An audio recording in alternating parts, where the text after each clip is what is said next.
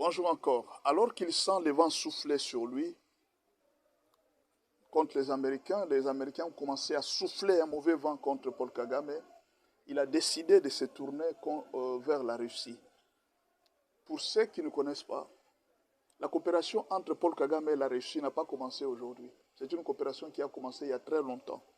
Mais Paul Kagame n'avait pas vraiment besoin de la Russie pour avoir des minéraux, pour avoir des armes. Il avait beaucoup plus besoin de la Russie pour l'argent, la liquidité, parce qu'il livrait les coltans. Ça, c'est lui-même Paul Kagame qui a dit que le coltan que nous reçoit, ça ne s'arrête pas ici. Il y a le coltan qui va en Russie, il y a le coltan qui va en Arabie Saoudite, au Qatar, en Europe, et ce sont eux-mêmes qui prennent le coltan chez moi ici.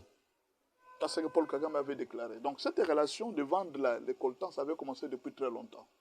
Maintenant là, ce n'est plus un problème de vendre, c'est un problème maintenant de protection. C'est que s'il y a un autre problème que Paul Kagame va poser à la Russie, est-ce que la Russie va-t-il accepter l'offre?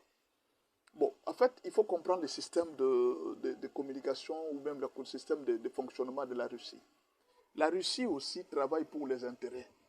Comme toutes les grandes puissances. En fait, qu'on ne vous trompe pas, toutes les grandes puissances travaillent pour les intérêts. Ne croyez pas que chez Ibrahim Traoré au Burkina Faso, la Russie ne gagne rien. Non, le Burkina Faso a beaucoup d'or. La Russie peut gagner beaucoup d'or au Burkina Faso. Ne croyez pas qu'au Niger, la Russie ne gagne rien. Non, la Russie a beaucoup de choses à gagner. C'est une superpuissance. Elle veut aussi étendre. Je pense que ça aiderait la Russie à étendre encore son influence. Mais pour quel intérêt? Qu'est-ce que la Russie gagne? Parce que la Russie va peser par rapport à la RDC et au Rwanda. Qu'est-ce que nous allons gagner? La Russie sait que le Rwanda est dans les sales draps. C'est quelque chose que Poutine ne peut pas oser faire. Poutine, en fait, ne défend pas des gens qui ont des problèmes. C'est-à-dire, tu es dans des sales draps, et puis Poutine vient te défendre. Non, Ibrahim Traoré n'est pas dans des sales draps. Tchani n'est pas dans les sales draps. Le cas de Kagame, c'est un cas à part. Kagame n'a pas de minéraux. Il veut vendre les minéraux d'un autre pays voisin. Mais ce n'est pas la Russie qui peut s'hasarder à entrer encore avec un autre conflit contre les Occidentaux. Il va gagner quoi? On défend un pays où vous trouvez que non, je peux gagner quelque chose. Certes, Kagame peut accepter de faire tout ce qu'il peut faire, de tuer, mais ce n'est pas ce que la Russie veut.